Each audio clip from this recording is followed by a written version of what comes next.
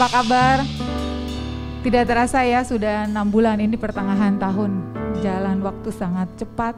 Hari ini adalah minggu pertama kita datang lagi sama Tuhan. Percaya bahwa penyertaan Tuhan itu sempurna buat kita, amin. Yang percaya angkat tangannya dan lambaikan. Ini kita orang-orang yang percaya pagi ini, amin.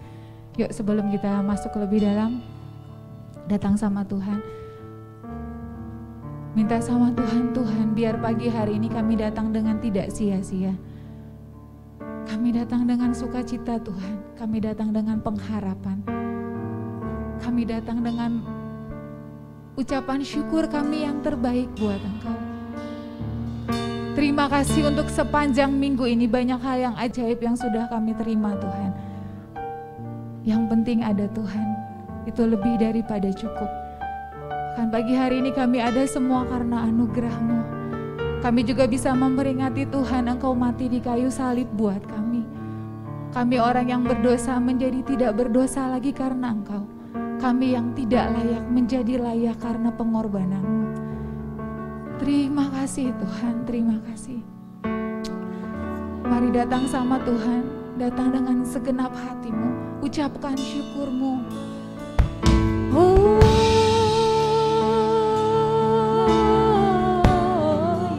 Jangan datang dengan yang biasa, karena Tuhan kita itu Tuhan yang luar biasa. Lakukan dengan segenap hatimu. Jesus.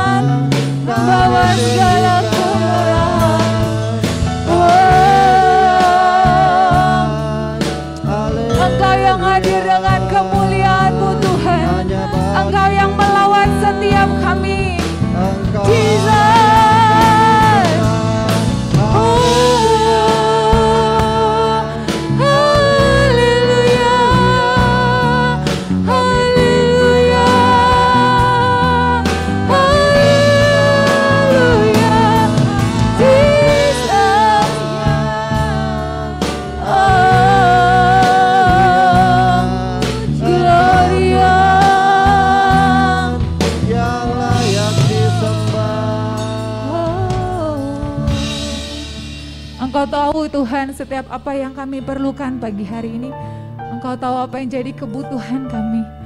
Kami percaya Tuhan, Engkau menjadikan semuanya indah dengan cara-Mu ya Tuhan.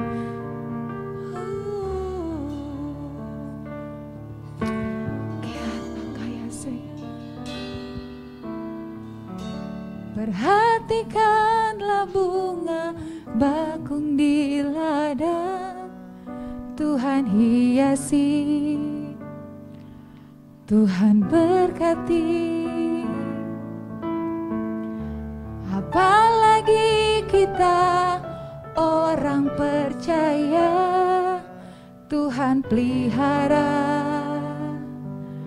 Tuhan cukupkan. Perhatikan burung-burung, perhatikan burung-burung di udara, Tuhan beri makan tanpa bekerja. Apalagi kita kesayangannya, apalagi kita kesayangannya, Tuhan pelihara, Tuhan sediakan. Bila kau perlu, Tuhan tahu. Jika kau minta, Tuhan dengar. Saat percaya, Tuhan bekerja. Saat berdoa Tuhan dengar, saat bersyukur Tuhan berkati. Amin.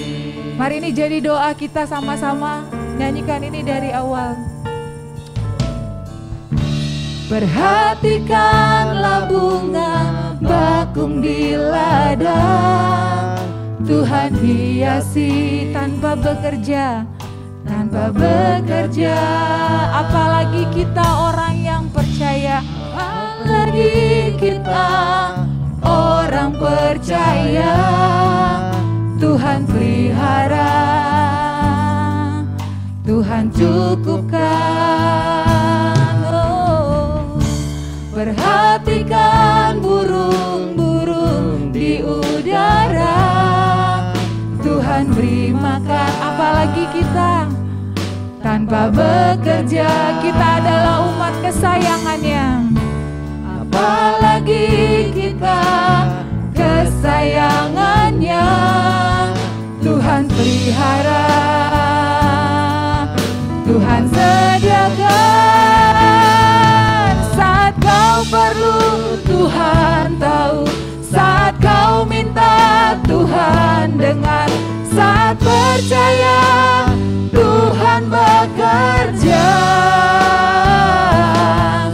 saat menangis Tuhan tahu, saat berdoa Tuhan dengar, saat bersyukur Tuhan berkati.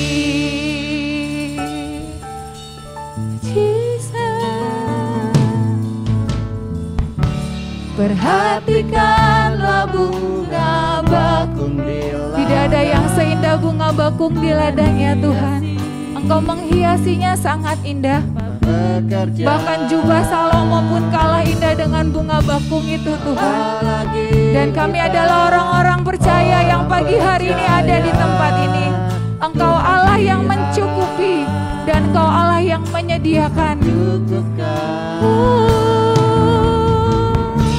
Perhatikan burung-burung di udara, Tuhan beri makan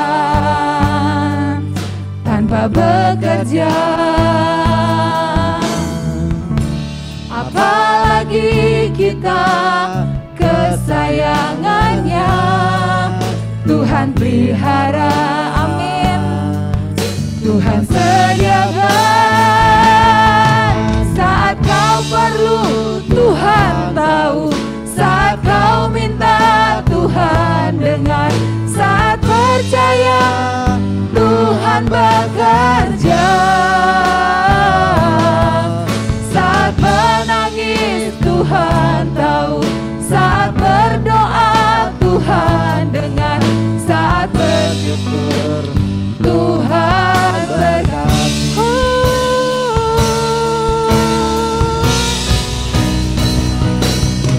Saat kau perlu Tuhan tahu, saat kau minta Tuhan dengar, saat percaya kita punya Tuhan yang hebat dan Dia bekerja. Saat menangis Tuhan tahu, saat berdoa Tuhan dengar, saat bersyukur Tuhan berkati. Jemaat saja katakan, saat Tuhan tahu, saat kau Jesus.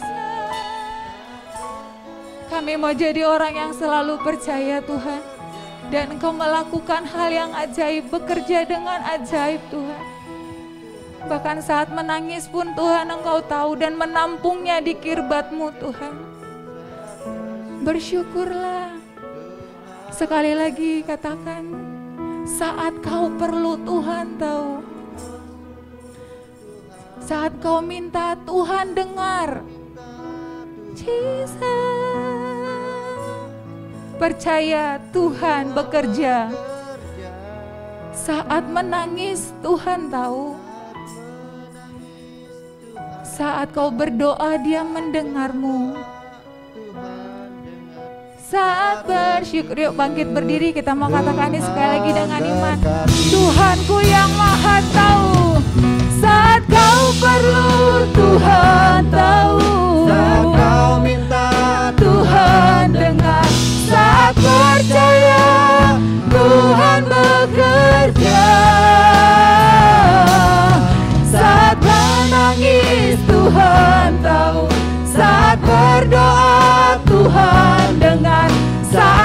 bersyukur, Tuhan berkat. Saat bersyukur, saat bersyukur, Tuhan berkat. Saat bersyukur, saat bersyukur, Tuhan berkat. Mari bawa syukurmu kepada Tuhan.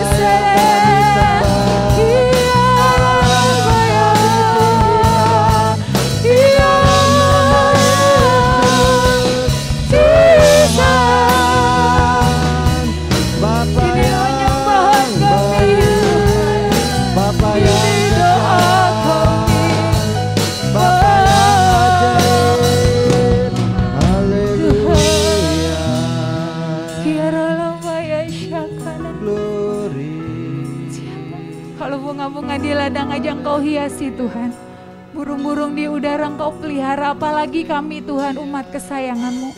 Kami percaya Tuhan, Engkau ada pagi hari ini bersama dengan kami. Kami yang bawa sakit kami percaya Tuhan sanggup menyembuhkan. Kami yang bawa masalah kami tahu kami punya Tuhan yang sanggup menyelesaikannya bersama dengan kami. Kami yang berbeban berat, kami tahu Tuhan, segala perkara dapat kami tanggung di dalam Engkau yang memberikan kemenangan dan kekuatan kepada kami. Dan pagi ini kami mau datang sembah Engkau Tuhan yang ajaib, Tuhan yang luar biasa. Tapi ajar kami untuk selalu bersyukur. Apapun yang terjadi kami mau bersyukur. Karena lewat bersyukur kami akan melihat kemuliaan Tuhan. Lewat bersyukur kami akan sanggup melakukan segalanya. Dengan bersyukur kami mengucapkan syukur terus menerus. Itu jadi kekuatan kami. Terima kasih Tuhan, terima kasih. Pagi ini kami percaya karya salib-Mu tidak akan pernah menghentikan setiap apapun iman kami kepadamu Tuhan. Kami akan tetap percaya kepadamu. Bukti bahwa Engkau begitu mengasihi kami dengan mati di kayu salib. Karena itu kami percaya kami adalah orang-orang yang menang. Terima kasih Tuhan, terima kasih. Hadir dengan kemuliaan-Mu, hadir dengan kuasa-Mu, ambil alih Tuhan ibadah ini. Biar hanya nama Tuhan yang dipermuliakan. Terima kasih Tuhan yang bukan daripada Tuhan, apapun itu. Di dalam nama Yesus tunduk di bawah kaki Tuhan. Haleluya. Kami yang percaya mau berkata, amin. Sekali lagi katakan, amin. Tuhan mati buat kita, Tuhan bangkit buat kita, karena kita adalah umat kesayangannya. Amin. Yuk.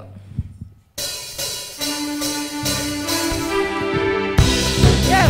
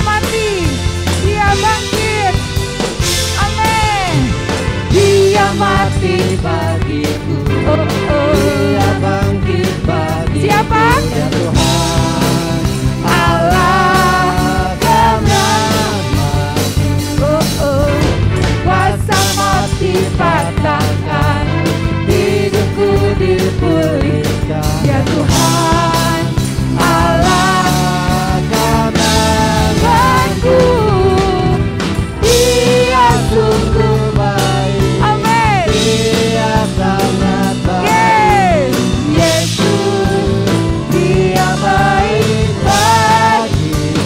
Oh, oh, oh. Dia sungguh baik. Dia sangat baik. Yesus, Dia baik bagi. Dia, ayo jemaat aja. Mana jempolnya? Bilang Tuhan Engkau baik. Dia sangat Yes. baik. Yesus, Dia baik bagiku. oh, oh, oh. Dia sungguh baik. Dia Yesus, Dia baik. Yesus, Dia baik. He is so good to you. He is so good to me. He is so good to you. He is so good to me. Jesus, He's so good to you. and oh, oh, oh. He's so good to you. He is so good to me. Jesus, He is so good to you. And Jesus, Jesus, He is so good to you. Jesus, Jesus, He is so good to you. He is so good to me. He is so good to you. And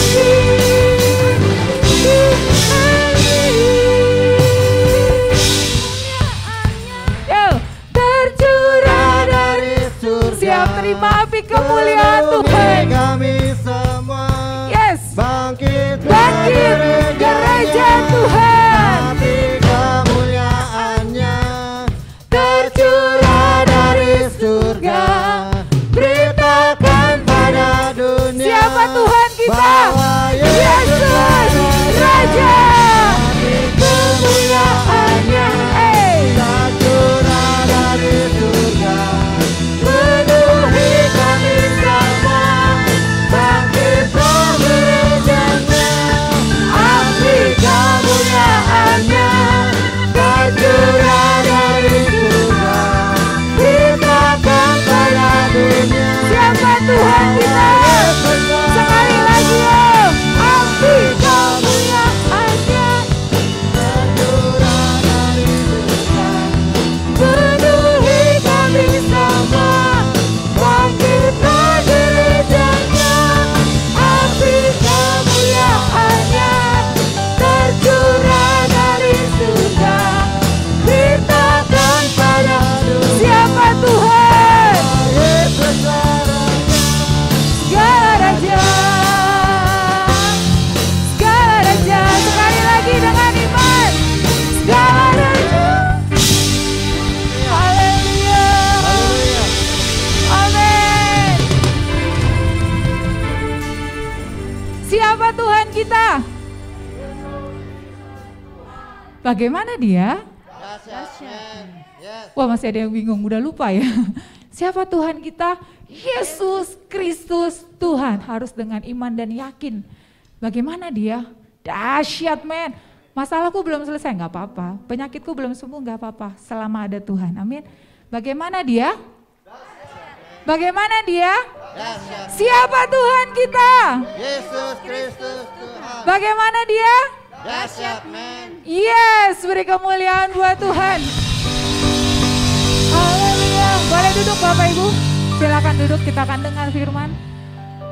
Sepatah kata yang dari Engkau itu bisa mengubahkan hidup kami. Kami terlalu percaya itu Tuhan. Mari urapi hamba-Mu. Urapan yang dari Engkau, yang ilahi itu yang akan melingkupinya. Sehingga yang keluar bukan lagi konsep manusia, tapi semua yang berasal dari Tuhan. Sehingga kami yang mendengarkan sama-sama diberkati Tuhan. Besar pengorbananmu bagiku.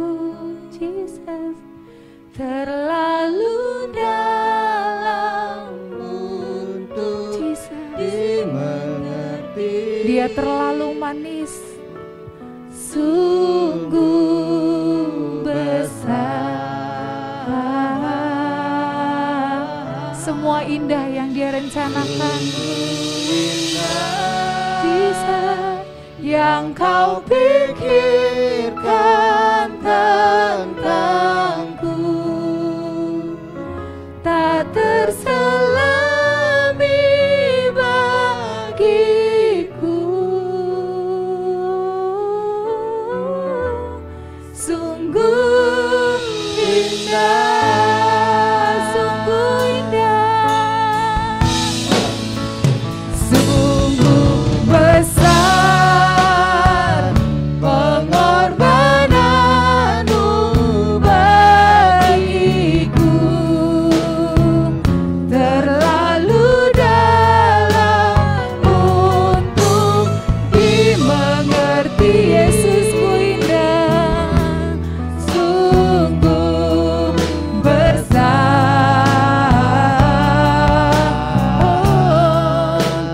sungguh indah yang kau pikirkan tentangku tak terselami bagiku. Sungguh indah.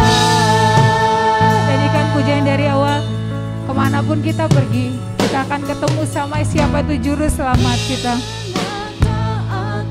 Dapat pergi menjauhi rohmu yang suci, kau sahabat, dan Dia menceritakan rencananya dalam hidupku, dan kau dekat.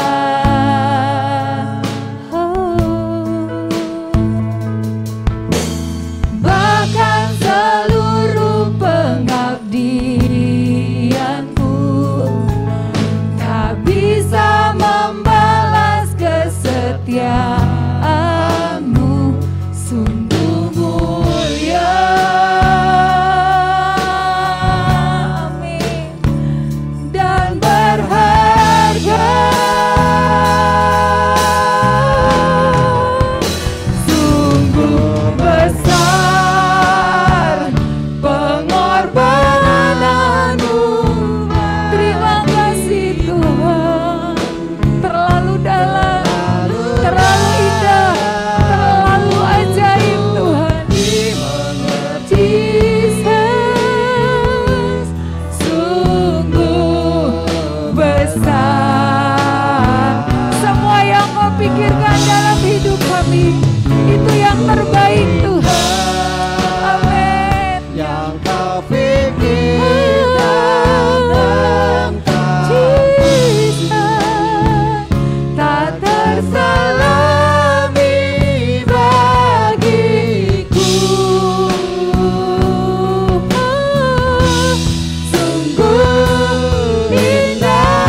Saya udah bangkit berdiri. Sungguh besar. Saya serahkan kepada hambanya. Besar pengorbananmu bagiku, terlalu dalam untuk dimengerti. Oh, sungguh besar, oh, sungguh indah yang kau pikirkan tentangku, tak terselami bagiku. Sungguh indah, sungguh indah, sungguh indah.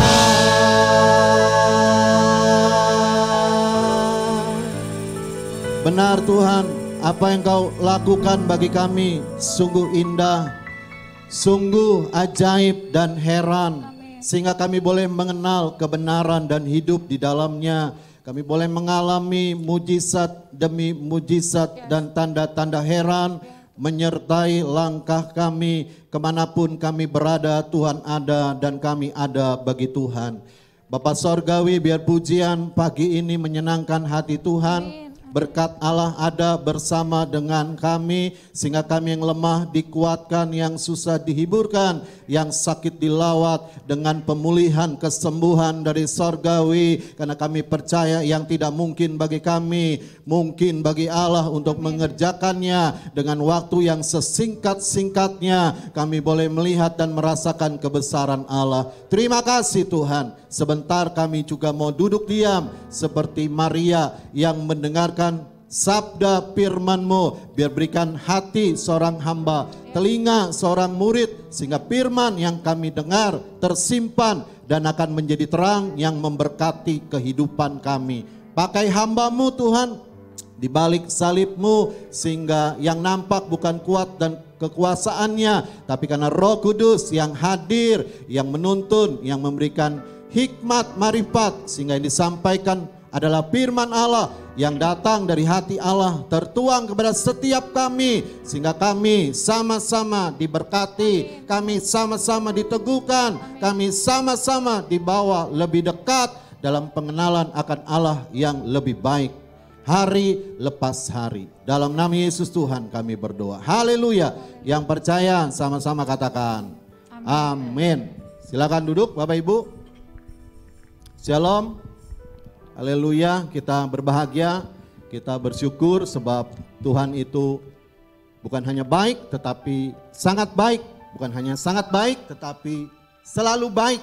Jadi kebaikan Tuhan itu gak pernah libur dalam kehidupan kita, mulai dari hari Senin sampai hari Minggu, dari bulan lepas bulan, tahun berganti tahun, maka kebaikannya itu tidak pernah luntur oleh karena panasnya matahari. Gak pernah lapuk oleh karena hujan atau badai. Sehingga kalau kita ada hari ini dalam bait Allah untuk beribadah, untuk memuji Dia, untuk menyembah Dia, untuk memuliakan Dia, untuk bersekutu dengan Dia, semua karena anugerah Tuhan. Amin Bapak Ibu. Mari kita buka Alkitab kita dalam Kisah Rasul pasal 2 ayat 1 sampai 13. Cukup banyak tapi kita mau baca satu perikop ini tentang Pentakosta, hari di mana Tuhan mencurahkan Roh Kudus 2000 tahun yang lalu, ya, hari ke-50 sesudah kebangkitan Tuhan. Tuhan menampakkan diri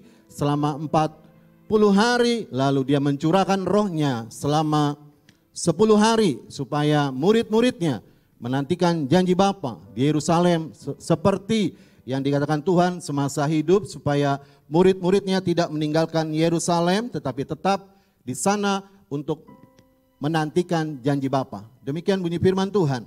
Ketika tiba hari Pentakosta, semua orang percaya berkumpul di satu tempat. Tiba-tiba turunlah dari langit satu bunyi seperti tiupan angin keras yang memenuhi seluruh rumah di mana mereka duduk.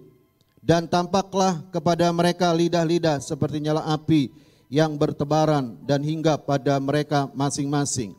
Maka penuhlah mereka dengan Roh Kudus, lalu mereka mulai berkata-kata dalam bahasa-bahasa lain seperti yang diberikan oleh Roh itu kepada mereka untuk mengatakannya. Waktu itu di Yerusalem diam orang-orang Yahudi yang saleh dari segala bangsa di bawah kolong langit. Ketika turun bunyi itu, berkerumunlah orang banyak. Mereka bingung karena mereka masing-masing mendengar rasul-rasul itu berkata-kata dalam bahasa mereka sendiri. Mereka semua tercengang-cengang dan heran. Lalu berkata, bukankah mereka semua yang berkata-kata itu orang Galilea? Bagaimana mungkin kita masing-masing mendengar mereka berkata-kata dalam bahasa kita sendiri, yaitu bahasa yang kita pakai di negeri asal kita?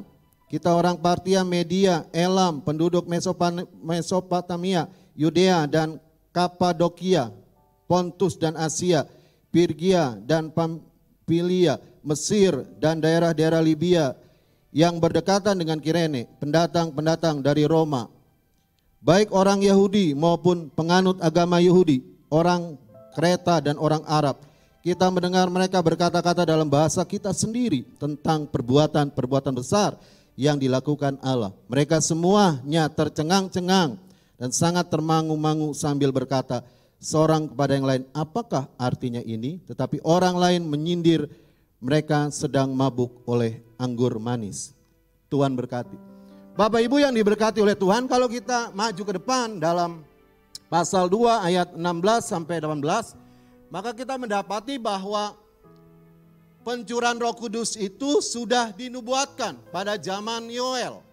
Alkitab berkata pada hari-hari terakhir akan datang di mana Roh Tuhan itu dicurahkan besar-besaran atas siapa? Atas semua manusia. Mulai dari tingkat anak-anak, tingkat remaja, teruna-teruna, bapak-bapak, para perempuan, dan hamba-hambaku. Jadi semua orang percaya mendapat bagian berkat yang terbaik dari Tuhan, yaitu pencurahan Roh Kudus. Dicurahkan kenapa? Supaya semua orang dapat, supaya semua orang kebagian, supaya semua orang menerima Roh Kudus. Karena Roh Kudus itu adalah kebutuhan yang akan memampukan kita melewati hambatan-hambatan yang ada. Anak-anak perlu Roh Kudus, perlu. Karena anak-anak tanpa Roh Kudus, mereka akan bertumbuh menjadi anak-anak yang tidak menghormati orang tuanya. Menjadi anak-anak yang berontak, menjadi anak-anak yang melawan sama orang tuanya. Banyak ya anak-anak yang berontak akhir-akhir zaman ini. Kenapa? Karena mereka tidak memiliki Roh Tuhan. Mereka tidak memiliki Roh Kudus. Istri-istri, wanita-wanita perlu Roh Kudus, perlu penuh dengan Roh Kudus. Kenapa? Karena tanpa adanya Roh Kudus, istri-istri bisa menjadi istri yang tidak bisa tunduk sama suaminya, melawan sama suaminya, meninggalkan suaminya. Tapi kalau penuh dengan Roh Kudus, maka Roh Kudus itu akan menuntun dan menerangi istri-istri yang percaya kepada Tuhan. Suami-suami perlu Roh Kudus, penuh dengan Roh Kudus. Supaya apa? Suami-suami dapat mengasihi istrinya sedemikian rupa seperti Kristus mengasihi jemaatnya. Kalau suami ya enggak penuh Roh Kudus, maka pulangnya malam, bilangnya lembur, padahal habis ketemu dengan kuntil anak di perapatan. Enggak ada Roh Kudusnya, istrinya dibohongin terus. Tapi kalau ada Roh Kudus, maka suami akan dimampukan. Suami akan dikuatkan untuk apa? Untuk mengasihi istrinya. Teruna-teruna, remaja-remaja, anak-anak, demikian hamba-hamba perlu Roh Kudus. Karena dengan Roh Kudus itulah maka semua orang yang percaya dikumpulkan menjadi satu panggilan yang kudus di dalam Tuhan Yesus Kristus untuk menjadi alatnya yang memuliakan nama Tuhan dan dimampukan untuk melewati hambatan-hambatan yang ada dan keluar sebagai pemenang. Karena ayat 13 berkata, tetapi orang lain menyindir mereka sedang mabuk oleh anggur. Jadi kalau kita mau sungguh-sungguh sama Tuhan, kalau kita mau meningkatkan pengalaman dengan Tuhan yang baru, kalau kita mau lebih dekat bersama dengan Tuhan, mungkin gak ada tantangannya Bapak Ibu ya. Gak mungkin gak ada hambatannya. Ada hambatannya dalam berbagai macam bentuk. Pada hari Pentakosta ada mujizat yang luar biasa. Ada berkat yang luar biasa. Roh Kudus dicurahkan. Tetapi juga ada orang-orang yang dipakai di luar kuasa Tuhan untuk apa? Mereka ditempatkan untuk menjadi penghambat-penghambat pekerjaan Roh Kudus. Mereka ditempatkan untuk menjadi rintangan-rintangan di mana Roh Kudus dinyatakan dan bekerja dan berkarya dengan luar biasa. Dan mereka menggunakan mulut mereka, menggunakan kata-kata mereka untuk apa? Menyindir. Apa yang dialami oleh orang-orang yang dilawat oleh Roh Kudus pada waktu itu. Apa yang dialami oleh orang-orang yang dijamah oleh Roh Kudus pada waktu itu. Sehingga mereka berpikir bahwa mereka ini sedang mabuk anggur. Padahal bukan demikian. Mereka bukan mabuk. Mereka sedang tenggelam dalam hadirat Allah. Mereka sedang tenggelam dalam pengurapan Roh Kudus. Mereka sedang penuh dengan Roh Kudus. Mereka sedang dilawat oleh Roh Kudus. Dan Bapak Ibu yang diberkati oleh Tuhan, pekerjaan Roh Kudus itu gak bisa diatur, dibatasi oleh keinginan manusia, gak bisa. Kalau Roh Kudus bekerja, maka dia akan menyatakannya seturut dengan maunya. Kita nggak bisa atur, kalau Roh Kudus itu harusnya begini nih, harusnya seperti ini nih, yang benar nih begini nih, yang seperti ini baru Roh Kudus. Nggak bisa Bapak Ibu. Kita bagaimana menjelaskan orang-orang yang dilawat oleh Roh Kudus 2000 tahun yang lalu di Yerusalem pada waktu itu. Alkitab berkata ketika mereka penuh dengan Roh Kudus, maka mereka mengeluarkan bahasa-bahasa yang baru, bahasa-bahasa roh yang tidak bisa dimengerti oleh kita kecuali Roh Allah yang memberikan hikmat pada orang yang mendengarnya. Dan pada waktu itu orang-orang dari segala bangsa mendengar orang-orang Galilea berkata-kata dalam bahasa mereka. Bagaimana menjelaskannya? Bisa nggak? Nggak bisa. Kalau kita mau masak sayur asem ada tutorialnya. Nih, pertama-tama masak air 2 liter, kemudian masukkan jagungnya yang sudah dipotong-potong. Lalu kacang panjang juga dipotong-potong, jangan dilempar begitu kan. Lalu masukkan apa itu? Bumbu penyedap rasa, masuko ya, atau sasa atau miwon, kemudian aduk pelan-pelan ya selama 5 menit, air mendidih, tinggalkan tidur sejenak, lalu bangun, maka sayur asam sudah jadi dan siap dicicipi. Pekerjaan masak bisa jelaskan, tapi pekerjaan Roh Kudus nggak bisa. Nggak bisa dijelaskan dengan kata-kata. Bagaimana ada lidah api tiba-tiba muncul, ada suara gemuruh yang luar biasa hebat ada di sana. Lalu mereka mulai penuh dengan Roh Kudus. Mereka berkata-kata dalam bahasa roh. Bagaimana menjelaskannya? Tidak ada satu orang pun yang dapat menjelaskannya. Dan tidak ada satu orang pun yang dapat mengertinya. Kalau orang yang menjelaskannya kecuali Roh Kudus yang memberikan hikmat kepada orang itu. Baru bisa mengerti. Roh Kudus gak bisa dijelaskan tanpa mengalaminya langsung. Kuasa Tuhan tuh gak bisa kita jelaskan tanpa mengalaminya secara langsung. Kalau Bapak Ibu baca, maka kita gak boleh berhenti di karya Roh Kudus dalam sebuah manifestasi. Mereka bermanifestasi, enggak. Kalau nanti kita lanjut ke depan, maka ada mujizat-mujizat yang Tuhan nyatakan dalam bentuk yang lebih luas. Kadang-kadang ada orang yang setuju ya dengan karya Roh Kudus, tapi juga ada yang menolak karya Roh Kudus. Ada yang menolak kuasa Tuhan. Saya sering kali ya, apa yang saya alami ini selalu kadang-kadang saya saksikan ya, karena memang kita ngalami langsung. Ya ada orang-orang yang mungkin harus menunggu untuk kesembuhan. Tapi saya sering bersaksi, kenapa? Bukan untuk mengagungkan diri sendiri, bukan. Tapi karena janji kuasa Tuhan itu memang nyata sampai hari ini. Kalau hari ini kita memperingati pencurahan Roh Kudus, bukan berarti begini. Kuasa Roh Kudus itu menurun kualitasnya, menurun kuasanya. Tidak. Kalau hari ini kita memperingati pencurahan Roh Kudus 2000 tahun yang lalu, maka yang namanya kuasa Roh Kudus berapa ribu tahun ke depan, sampai akhir zaman pun, kuasanya tidak pernah berubah. Saya sering saksikan Bapak Ibu ya, saya sakit di sini luar biasa, sakit banget. 2 minggu yang lalu atau seminggu lalu saya berkata masih ada 25% lagi. Dan hari ini kemarin ya udah seminggu, penyakitnya udah hilang ya. Semut-semutannya udah hilang 100%. Sakitnya udah hilang 100%, udah nggak ada. Siapa yang ngerjain Bapak Ibu? Kalau kita orang beriman tuh jangan berpikir ya, kebetulan kan udah waktunya selesai. Enggak. Yang mengerjakan adalah kuasa Roh Kudus, kuasa Tuhan yang menjamah kita. Ada pujian yang mengatakan, kau datang sesuka hatiku dan pergi sesuka hatimu. Penyakit bisa pergi begitu ya.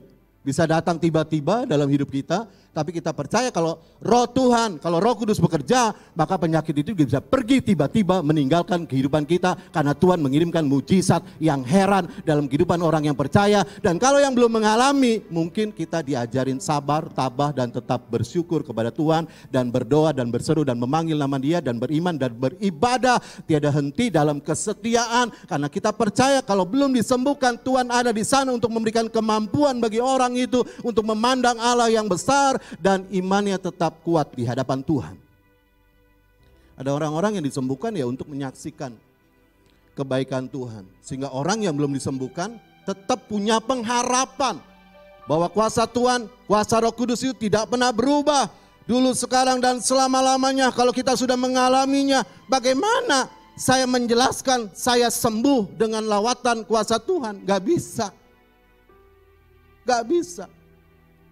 Saya minum obat 3 kali, ke dokter 3 kali, bukannya sembuh, nggak ada perubahan. Sakitnya tetap aja sakit, nyut-nyutannya tetap nyut-nyutan luar biasa. Jangankan naik motor, duduk aja kalau baca firman, Dia menyertai, tengut. Jadi saya ngomong begini berani, kenapa? Karena Tuhan sembuhin saya saksikan begitu ya, bahwa kuasa Roh Kudus 2000 tahun yang lalu sampai hari ini itu tidak berubah. Tuhan kita hebat, Tuhan kita itu besar, Tuhan kita itu berkuasa, dan itu bukan katanya tapi memang benar-benar. Jadi kalau kita iring Tuhan, kalau kita disertai Roh Kudus, kalau kita hidup dipimpin Roh Kudus, ada satu kata yang kita katakan kepada Tuhan, kamsiah Tuhan, terima kasih Tuhan, bersyukur Tuhan. Kalau tanpa Roh Kudus kita akan lemah, kita tidak berdaya, kita nggak mampu, kita nggak kuat. Tapi kalau Roh Kudus hadir, Allah berkata di mana ada Roh Kudus, maka Dia memberi kemerdekaan, kelepasan dari apa? Dari setiap belenggu dosa, belenggu penyakit, hal-hal yang buruk yang mengikat kehidupan kita, dan kita ada dalam terangnya yang ajaib dan heran. Iblis itu tahu Bapak Ibu ya. Kalau Roh Kudus ya dinyatakan bagi setiap orang percaya, melawat setiap orang percaya, iblis itu tahu bahwa hasilnya itu luar biasa.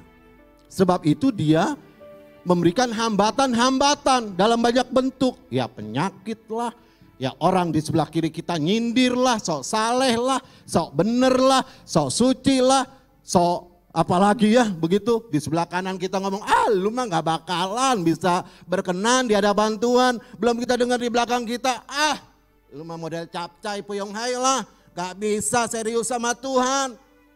Belum dalam bentuk di mana isi dompet mulai menipis, itu hambatan Bapak Ibu ya. Mulai belum hambatan yang lain, kita ketemu teman yang mungkin ya nggak mensupport kita, nggak mendorong kita, nggak memotivasi kita, melemahkan kita, itu hambatan Bapak Ibu. Sebab itu Roh Kudus dicurahkan 2000 tahun yang lebih, bahkan pada zaman Yoel dicurahkan besar-besaran, bahwa dinubuatkan pada akhir zaman, pada akhir-akhir hari zaman ini akan dicurahkan Roh Tuhan yang luar biasa. Semua orang yang membuka hati dilawat oleh Roh Allah. Teruna dilawat, anak-anak akan mendapat mimpi dan nubuat, orang-orang dewasa akan dipakai oleh Tuhan, hamba-hamba Tuhan akan diurapi oleh kuasa Roh Tuhan. Memang iblis itu memberi hambatan untuk apa? Melemahkan iman orang percaya sehingga nggak percaya janji Tuhan. Bisa ya, kalau lemah kita nggak percaya janji Tuhan turun Roh Kudus. Mana Tuhan? Saya berdoa sungguh-sungguh Roh Kudus nggak jamah saya. Saya berdoa sungguh-sungguh ya. Saya nggak dipenuhi dengan Roh Kudus ya. Dipenuhi Roh Kudus itu nggak selalu Bapak Ibu ya. Mungkin bermanifestasi seperti orang-orang pada zaman di Yerusalem. Alkitab berkatakan tanda awal. Tanda awal. Itu hanya tanda awal Bapak Ibu. Yang penting ada kelanjutan kita. Ketika dijamah oleh Roh Kudus, mungkin kita enggak seperti orang di sebelah kita yang bermanifestasi roh dengan luar biasa karena dibebaskan dari ikatan-ikatan kuasa kegelapan. Kita dijamah Roh Kudus tapi kita mengalami perjumpaan dengan Tuhan. Dan manifestasi itu mungkin hanya kita letupan yang merasakan. Tapi sesudah bermanifestasi ada aksi yang memimpin langkah kita, memimpin hidup kita, memimpin hati kita, pikiran kita, segenap keberadaan kita hanya bagi Tuhan. Itu juga penting Bapak Ibu. Ya, jangan konsennya di manifestasi tapi juga di aksi. Iblis memberi hambatan untuk melemahkan iman kita, tapi kita percaya Bapak Ibu ketika hambatan itu ada, kita enggak sendirian, ada Roh Kudus yang sudah tercurah, ada Roh Kudus yang sudah memenuhi hidup kita, ada Roh Kudus yang memimpin hidup kita, ada Roh Kudus yang memberi kemampuan, kekuatan, penghiburan, menolong kita hari lepas hari. Sehingga kita dapat melewati hambatan demi hambatan tanpa putus asa, tapi semangat yang Tuhan gantikan, sukacita dan kemenangan yang berdiam dalam hidup kita. Allah mengizinkan hambatan. Kalau iblis memberi hambatan untuk melemahkan, tapi Allah mengizinkan hambatan untuk apa? Untuk kita diuji imannya, kita diuji motivasinya.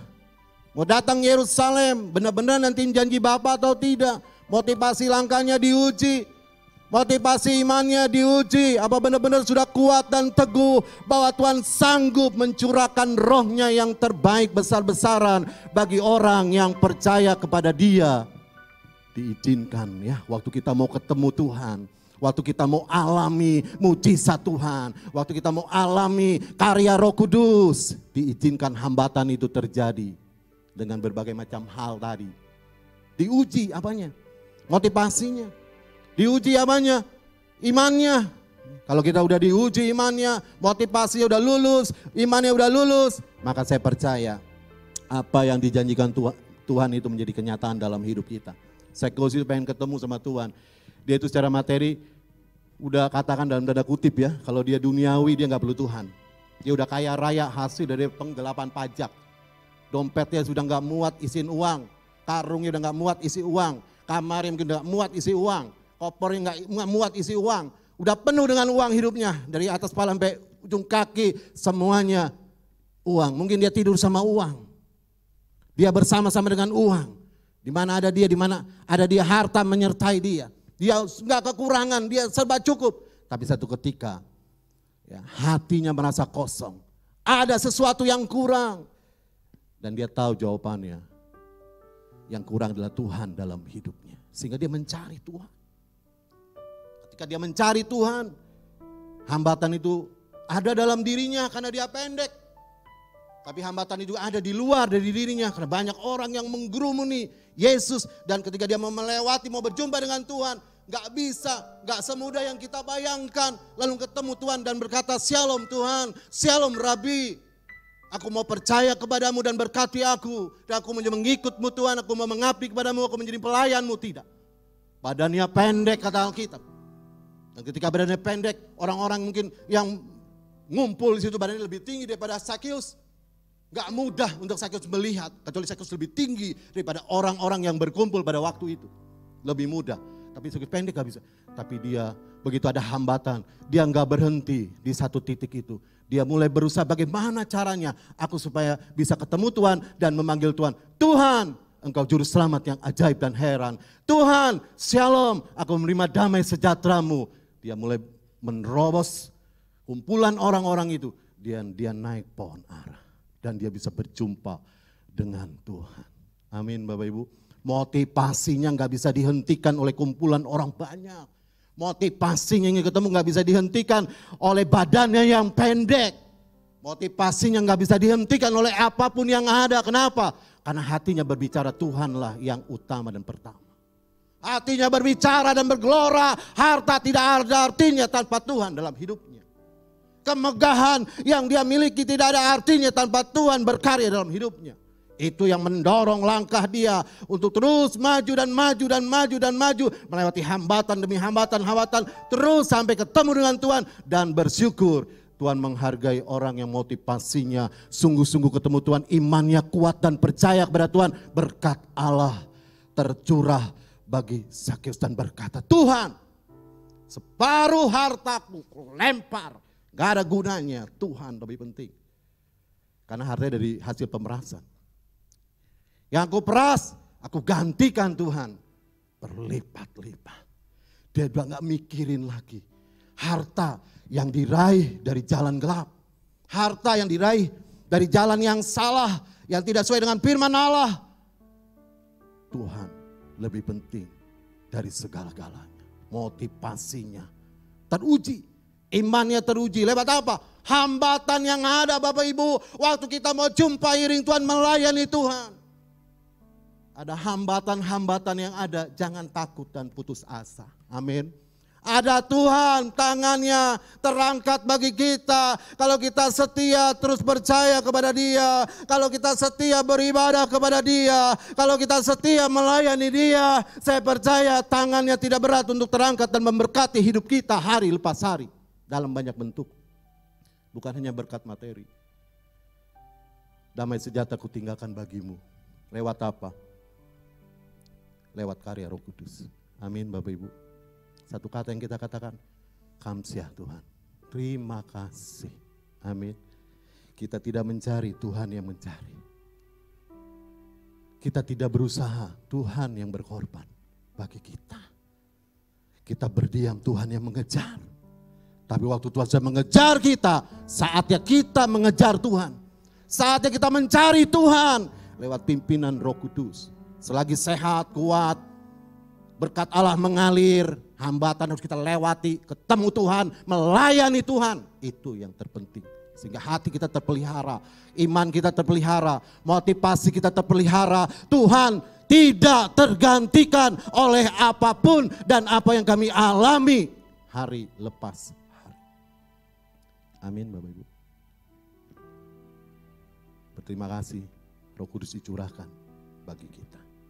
Ketika tiba hari Pentakostal kita berkata, mujizat demi mujizat terjadi. Bukan hanya sebatas orang tuli mendengar, buta melihat, bisu berkata-kata, yang lumpuh berjalan. Tapi mujizat itu terjadi dalam aspek yang lebih luas. Yang pertama, terjadi perubahan yang besar. Apa yang dilakukan Yesus menampakkan diri kepada murid-muridnya, mendampingi murid-muridnya, meneguhkan murid-muridnya, meyakinkan murid-muridnya. Tidak sia-sia Bapak Ibu, ada hasilnya. Mereka semua berkumpul dalam keadaan yang berbeda. Mereka sudah tidak takut lagi, mereka sudah tidak ragu lagi, mereka sudah tidak bimbang lagi. Mereka ada dalam kekuatan yang baru, dalam iman yang baru. Mereka udah gak sedih lagi, mereka udah gak bimbang dan takut lagi. Semua mereka percaya, menyatukan apa? Menyatukan bahasa mereka. Kalau dulu bahasa berkata, Yesus sudah bangkit. Yang lain berkata dengan bahasa, aku tidak percaya. Mereka dengar bahasa, Tuhan sudah bangkit. Ada bahasa berkata, aku tidak percaya. Tapi waktu mereka berkumpul, mereka menyatukan bahasa dan berkata, ya aku percaya Tuhan sudah bangkit dan menang. Dan Dia sudah terangkat ke sorga. Dan aku percaya janji Bapa akan digenapi, yaitu Roh Kudus akan dicurahkan. Mereka satu iman mereka enggak ragu lagi, iman mereka enggak ada di bawah lagi, iman mereka enggak takut lagi, iman mereka enggak tercabang lagi antara keyakinan dan kebimbangan. Mereka sungguh-sungguh yakin bahwa Tuhan sudah bangkit, sungguh yakin bahwa Tuhan sudah naik ke sorga, dan sungguh yakin dengan janji Bapa yang akan mencurahkan Roh Kudusnya. Mereka satu hati, satu gerak, satu motivasi yang benar dan iman yang kuat. Untuk apa? Menantikan janji Bapa di Yerusalem. Kita tahu sebelum hari Pentakosta, Petrus adalah pribadi yang pikirannya pendek, cepat marah, tidak stabil dan penakut. Bapak Ibu bisa baca ayatnya dalam Matius 16, 21, 22, Yohanes 18, 10, Markus 14, 72. Kita tidak perlu baca ayatnya karena tidak cukup waktu. Tapi sesudah pencurahan Roh Kudus, Alkitab berkata Petrus dan pengikut Tuhan diubahkan menjadi pribadi yang berani bersaksi tentang Kristus. Kisah 4:31. Ketika mereka berdoa, mereka penuh dengan Roh Kudus. Maka Alkitab berkata mereka bersaksi tentang Kristus. Kita mundur ya, gak bersaksi, sudah memberitakan firman terang-terangan mungkin. Tapi minimal kita bawa Alkitab gak malu Bapak Ibu. Kita berdoa di tempat umum gak malu. Ada yang kalau tempat ramai kita gak berdoa. Kenapa? Malu dilihat orang. Tahuan saya orang percaya. Ada yang begitu? Ada Bapak Ibu. Ada. Saya lihat pernah ya tempat makan orang pakai salib, begitu makan langsung nggak berani begini.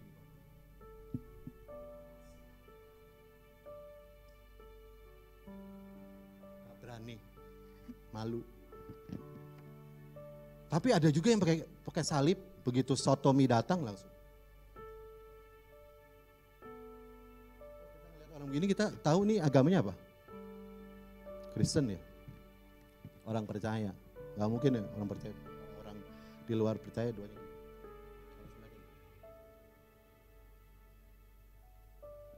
Minimal, saudara jangan malu kalau lagi makan di resto, doalah. Karena kita menghormati dan mengagungkan Tuhan ya.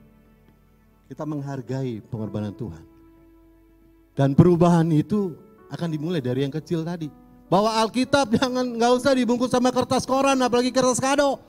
Sangkanya itu kado buat siapa yang ulang tahun. Padahal itu isinya Alkitab, bawa aja Alkitab, kenapa? Takut ditimpukin, nggak mungkin. Kalau terjadi, Tuhan beri kekuatan. Kadang-kadang kita udah bunga geter bawa Alkitab ya. Wah gitu ya, udah belum ngeri gitu kan ya. Gak apa-apa, walaupun sekarang kan banyak pakai HP. Tapi tempat ini nggak pakai HP ya, kalau bisa bawa Alkitab. Karena GBI mengajarkan masih kita berdoa Alkitab yang tertulis, bukan elektronik ya, kecuali mereka tamu, tapi kita diajarkan bawa Alkitab ya. Ada perubahan yang besar. Jadi Roh Kudus bukan hanya agen perubahan Bapak Ibu, tapi sumber perubahan yang mengubah yang tidak mungkin menjadi mungkin. Apa yang tidak mungkin dirubah oleh Roh Kudus? Enggak ada. Semuanya bisa dirubah sama Roh Kudus, asal manusianya mau. Sudah tahu gangster di Jepang yang bernama Tatsuya Shindo, itu terkenal banget ya. Itu kan makanannya ada tuh ya, Tataki Shindo gitu kan. Nah itu turunannya. Ini 17 tahun si Shindo aja yang gampang ya, sebut Shindo ya, Yakuza Jepang. Udah masuk dalam dunia gelap. Dunia gelap tuh bukan ada di ruangan mati lampu, enggak. Dunia gelap tuh dia udah bergabung dalam gangster Yakuza Jepang ini. Jadi melakukan tindakan-tindakan kriminal, tindakan-tindakan kejahatan yang luar biasa dari umur 17 tahun. Harus 17 tahun, masa yang cerah ya, di mana orang itu mempersembahkan hidupnya bagi Tuhan masih seger kalau kayak sayuran begitu ya. Tapi dia memperserahkan pada gelap, kepada dunia kejahatan, dunia kriminal. Badannya penuh tato ya, dari sampai tangan ini bawah semua tato, semua tangan semua, cuma mukanya doang nggak ditato ya. Tapi saudaraku, menurut kesaksian, ketika dia melakukan kejahatan demi kejahatan, dia tertangkap. Ya tangkap di 1, 2, ketiga kalinya hukuman berat, 10 tahun. Dan Bapak Ibu tahu, ketika dia ditangkap 10 tahun, maka separuh masa tahanan sudah dia jalankan, dia ketemu Tuhan di penjara. Dia dijamah Roh Kudus di penjara. Dan hidupnya diubahkan dan dia menjadi pendeta. Penjahat bisa diubah menjadi pendeta. Pendeta bisa diubah menjadi penjahat. Enggak dirubah Roh Kudus kalau menjadi penjahat ya, dirubah oleh dirinya sendiri. Tapi apa yang tidak mungkin dirubah oleh Roh Kudus Bapak Ibu? Kita yang keras bisa dirubah sama Roh Kudus menjadi lembut. Kita yang tertutup bisa dirubah sama Roh Kudus menjadi terbuka. Kita yang gak peduli dengan Roh Kudus bisa dirubah sama Roh Kudus. Semuanya bisa dirubah. Istri bisa dirubah, suami bisa dirubah, anak-anak bisa dirubah, pelayan-pelayan bisa dirubah. Sama siapa? Bukan sama tetangga sebelah, tetapi sama Roh Kudus Bapak Ibu. Kalau hari ini belum, tungguin aja Tuhan mengubah kita. Kalau kita mau, ada titik celah terbuka, maka dia akan masuk dalam hati kita. Dia akan menguasai hidup kita. Dan kita akan diubah menjadi alat dalam tangan Tuhan. Itu yang pertama. Yang kedua, ya, adanya kegerakan yang besar. Pada waktu di Yerusalem kumpul orang-orang yang saleh dari segala bangsa untuk apa? Menerima pencurahan Roh Kudus dan pergi memberitakan Injil. Saat Petrus berkhotbah, Alkitab berkata 3.000 orang bertobat. Yang buat orang bertobat siapa? Petrus, bukan Bapak Ibu. Yang membuat bertobat siapa? Petrus, bukan. Akang Petrus, bukan. Yang membuat mereka bertobat, terima Tuhan sebagai juru selamat dalam kehidupannya adalah karya Roh Kudus yang menjamah hati mereka. Alkitab berkata, tidak ada seorang yang mengaku Tuhan, Yesus Tuhan, kalau bukan karena Roh Kudus yang mengerjakannya. Tentu memang ada kerjasama. Menobatkan 3.000 orang itu bukan pengerjaan yang gampang. Satu orang aja jelimetnya minta ampun. Satu orang aja bikin kita mabok kepayang.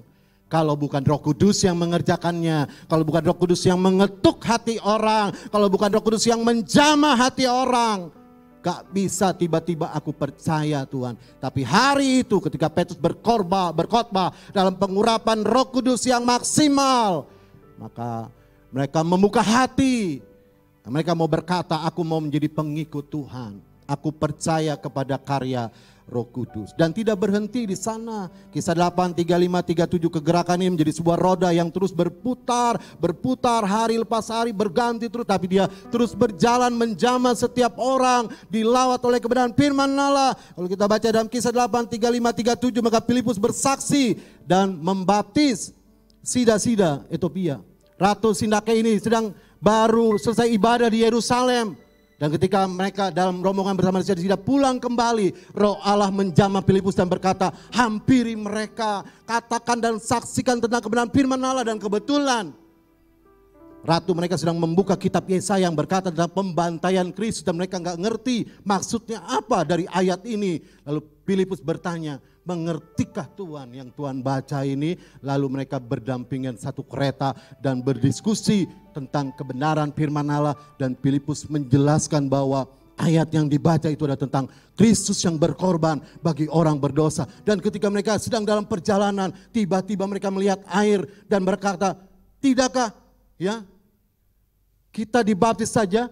Ini ada air, ada kesempatan yang baik. Tiba-tiba mereka rombongan Sida-Sida Ethiopia ini memberi diri untuk apa? Untuk menyerahkan hidup ke dalam tangan Tuhan. Siapa yang menobatkan mereka Bapak Ibu?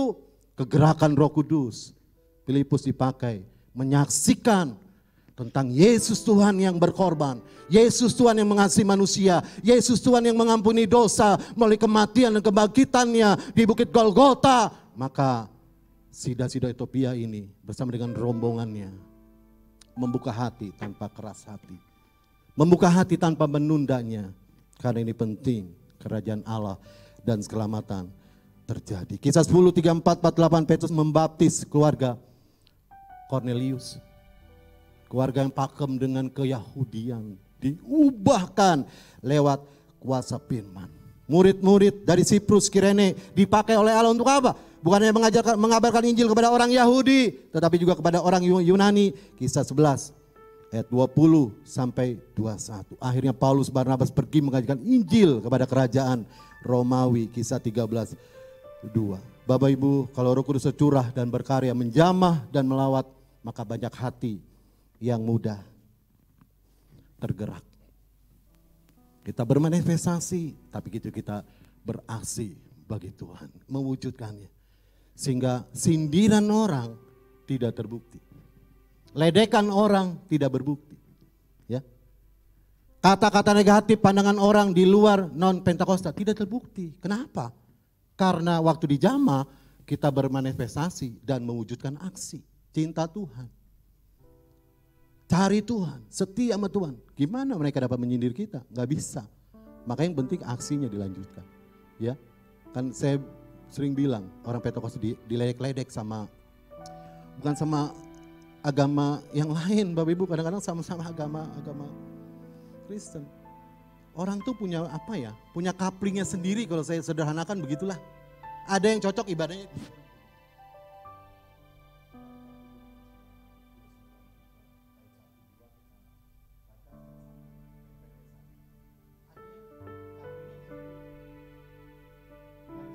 Kaplingnya yang tepuk tangan gitu ya, saudara. Gak bisa disilang, dipindahin nih. Saya kok udah biasa tepuk tangan ibadah ala Pentakosta.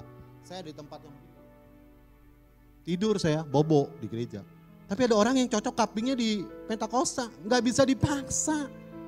Yang benar ini yang begini Pak, yang diem ibadahnya, gak bisa. Kita juga gak bisa ngomong, yang benar nih ibadah kayak kami nih, full band, tepuk tangan, gak bisa. Panggilan Tuhan itu secara umum menjadi orang percaya. Tapi ketika mereka beribadah, kaplingnya beda-beda. Yang penting mereka dijamah oleh Roh Tuhan. Ada aksi yang memuliakan nama Tuhan. Betul gak? Gak bisa dong kita salin orang. Ngapain itu muji Tuhan sampai gigak-gigak begitu. nggak alkitabiah, dasarnya nggak ada. Nih kalau kami setiap kata ada dasar Alkitab. Loh, pujian kita kan mengagungkan Tuhan. Ada firman yang diubah menjadi syair, menjadi pujian yang memuliakan nama Allah. Apa salahnya? Yang penting kan itu tadi, orang kapingnya cocoknya di mana? Ketemu Tuhan, ya wis lah, jangan disindir-sindir ya.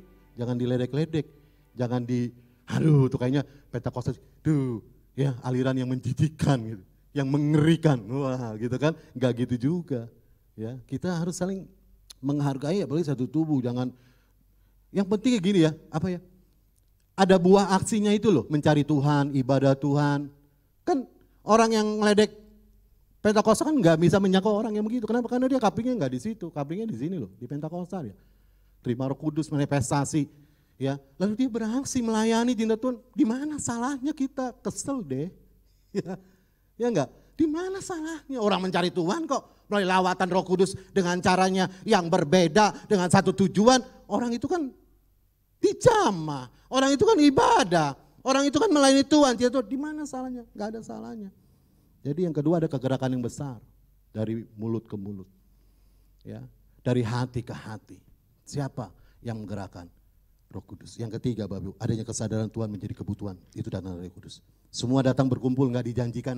Kalau kamu datang Yerusalem, ada 9 bahan pokok menanti kamu.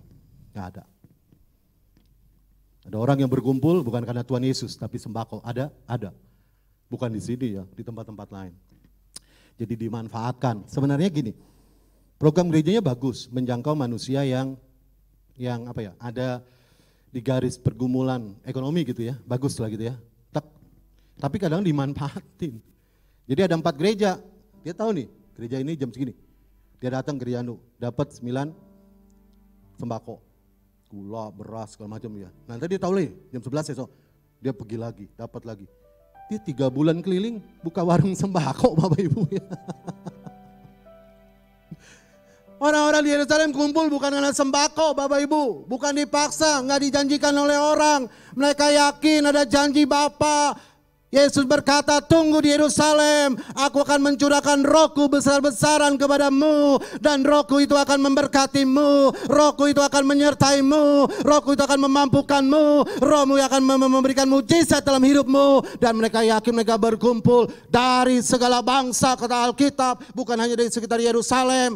Tapi kita baca tadi dari berbagai bahasa, mereka digerakkan sadar bahwa Tuhan menjadi kebutuhan. Tuhan bukan menjadi pelengkap hidup kita. Tuhan bukan menjadi objek penderita atas pergumulan yang kita alami dalam hidup ini. Tapi Tuhan itu kebutuhan saya, kebutuhan kita sebagai orang yang percaya. Di mana kesadaran itu terjadi? Kalau bukan karena Roh Kudus yang menjamah kita. Kalau bukan karena Roh Kudus yang berkarya menoel hati kita. Lalu kita sadar selama ini jauh dari Tuhan. Hari ini Tuhan, aku mau dekat. Sadar dulu menolak pekerjaan Roh Kudus. Hari ini Tuhan, aku mau tenggelam dan mengalami kuasa pekerjaan Roh Kudus. Yang ajaib, yang heran, yang tidak bisa dibatasi oleh manusia. Uang dan harta tidak bisa mengubah manusia. Hanya sesaat dan kembali kepada tabiatnya. Orang jahat bisa berubah karena uang? Bisa, tapi bukan berubah. Cuma sesaat. Nanti uang gak ada, dia berubah ke tabiatnya. Apa yang ada dalam dunia gak bisa mengubah manusia menjadi lebih baik rohaninya. Kecuali hanya Roh Kudus. Yohanes 16, 8-11, yuk kita baca ayat ini ya. Satu ayat ini yang terakhir. Yang bisa mengubah manusia itu hanya pekerjaan Roh Kudus Bapak Ibu. Yang menyadarkan manusia tentang dosa, kebenaran, penghakiman itu hanya Roh Kudus. Yohanes 16 ayat 8-11. Bisa ditampilkan ayatnya? Kita baca sama-sama ya. 7 ya Bapak Ibu ya. Kita baca ya. Bisa? Yohanes 16 ayat 8-11. Ada? Nah ini ya. Ini ayat ke-8 ya. Kita baca sama-sama Bapak Ibu ya. Setuju ya? 1, 2, 3. Dan kalau ia datang, ia akan menyadarkan dunia akan apa? Dosa. Lalu kebenaran dan penghakiman. Kemudian ayat berikutnya, akan dosa tidak percaya kepadaku. Kemudian akan kebenaran, karena aku pergi kepada Bapa dan kamu tidak melihat aku lagi. Kemudian akan penghakiman, karena penguasa dunia ini telah dihukum. 3 perkara ini nggak bisa muncul dari kita, kesadaran akan dosa. Tahu dosa tapi nggak sadar akibat.